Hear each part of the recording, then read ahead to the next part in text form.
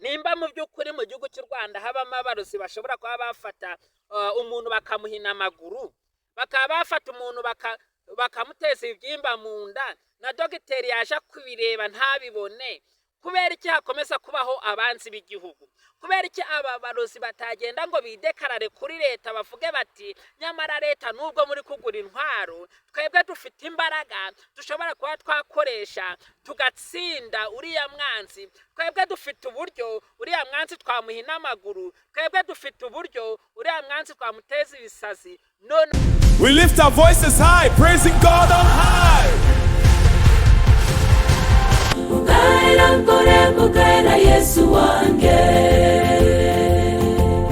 Kora subscribe, like, share na comment kuri channel yacu, akabasha kuba yagira ute yagucikaho.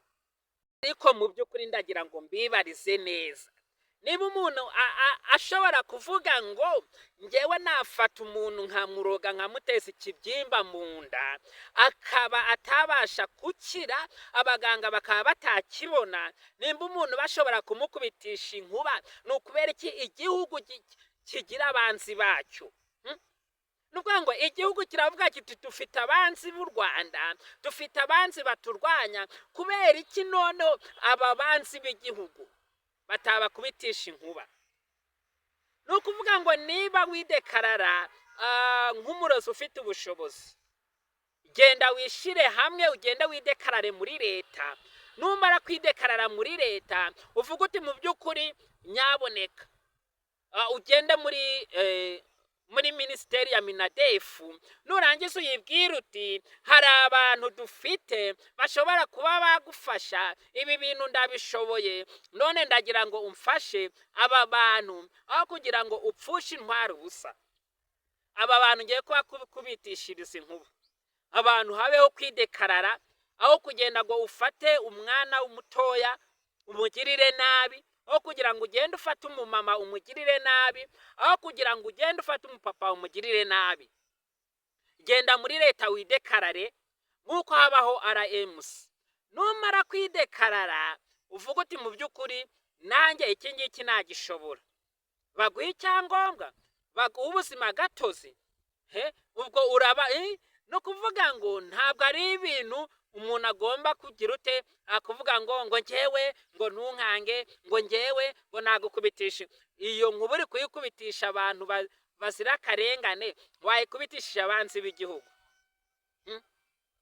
Kandi mu by'ukuri na leta ishobora kuba iri kunyumva, nimba mu by'ukuri harya nubwo amarozi atemewe, nubwo ibirozi bitemewe mu gihugu cy'u Rwanda, nubwo ibirozi bitemewe mu itegeko nshinga ry'igihugu cy'u Rwanda, ni ukuvuga ngo kubera iki niba mu by'ukuri bafite imbaraga zo kuba bafata umuntu bakamukubitisha inkuba, nimba bafite imbaraga kuki batahabwa uburenganzira izo mbaraga zabo bazikubitisha umwanzi w'igihugu?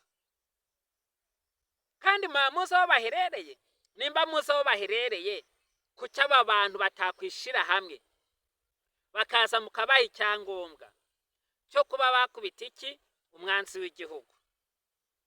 Gusa reka tubanze tubasabe nyaboneka, nimba mutarakora subscribe mukore subscribe kugira ngo video zose dushizeho mujye mubasha kuba mwazibona, kandi video zacu muze muzisangiza abandi.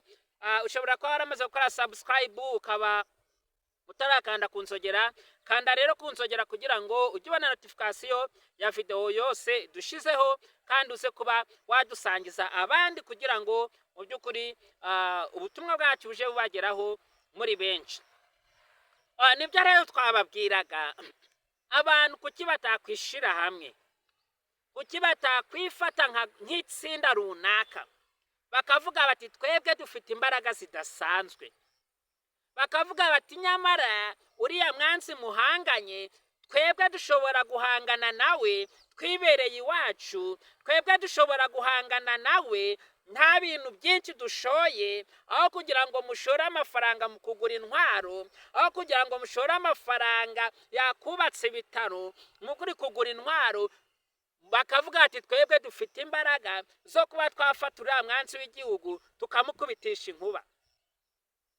No kuvuga ngo aho kugira abahohotere buri umuturage aba afite ikihe kibazo? Ni ukuvuga ngo umuturage nta kibazo aba afite, ikibazo kiba gifite wa muntu ugize ute uhunga igihugu akagenda akagisebya. Hari abari mu Bufaransa, hari abari mu Bubiligi, hari abari muri Kongo, hari abari muri Kenya, abo bose babangamiye umutekano w'igihugu. Rero nimba mu by'ukuri aba barozi babaho, nimba bashobora kuba bafata umuntu bakamukubitisha inkuba, nimba bashobora kuba bafata umuntu bakamuhina amaguru, habuze iki kugira ngo bidekarare muri leta nibarangiza bakoresha izo mbaraga zabo? Habuze iki mu by'ukuri?